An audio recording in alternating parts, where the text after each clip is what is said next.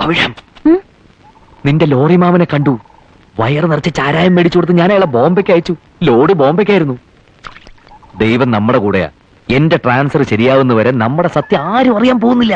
കുടിച്ച സാരായം വയറ്റിൽ വന്ന ഉടനെ ലോറി മാമ ബമ്പായിക്കൊണ്ടും പോകലേ, നേരെ ഇങ്ങോട്ട് താൻ വന്നു. ഇങ്ങോട്ടോ? ആ, അവരിങ്ങ വந்தாரு. എന്നെയും കണ്ടാரு, അതുக்கு മുന്നേ உங்க அம்மாவையும் கண்டாரு. மாமா அம்மையோட ஒன்னும் பறஞ்சிല്ല.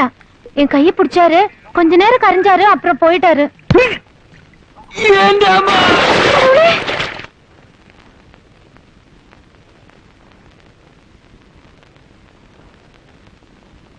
നിനക്കെന്താ പെട്ടെന്ന് ഇങ്ങനെ ഒരു പനി വരാൻ?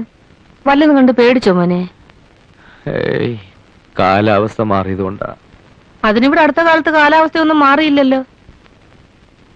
ആ, ഞാനത് പറയാൻ മറന്നുപോയി. ആ പവിഴത്തിന്റെ ബന്ധത്തിൽ ആരോ ഇവിടെ വന്നിരുന്നു. ഇരിക്കാൻ പറഞ്ഞിട്ട് കാപ്പി എടുത്ത് ചെല്ലുമ്പോഴേക്കും പോവുകയും ചെയ്തു.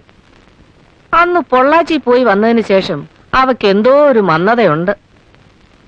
അവിടെ അവൾ എന്തോ പ്രശ്നം ഒപ്പിച്ചിട്ടുണ്ട്. തൊലി വെളുത്തിട്ടാണെന്ന് പറഞ്ഞ കാര്യമൊന്നുമില്ലടാ. ഉള്ളിൽ എന്തെങ്കിലും കള്ളത്തരം കാണും. അയ്യോ, നിനക്ക് പിന്നെയും ചൂട് കൂടിയല്ലോ. മാമ, അവരെ പന്നി പിടിച്ചു. അവരെ അമ്മ വേഗം ചെല്ലാൻ പറഞ്ഞു.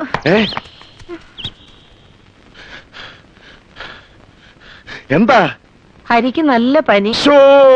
ഇവനെ പന്നി പിടിച്ചെന്നല്ലേ പവിഴം എന്ന് പറഞ്ഞത്? ഇടയ്ക്കിടയ്ക്ക് ഒരു പനി വരുന്നത് നല്ലതാ. ഇതൊരു സാധാരണ പനിയല്ലേ, സാരമില്ല. എന്താ ഇപ്പൊ ഇങ്ങനെ ഒരു പനി വരാൻ? പനി വരാൻ എന്തെങ്കിലും കാരണം വേണോ പെങ്ങളെ? ഒന്ന് നന്നായിട്ട് പേടിച്ചാ പോരെ.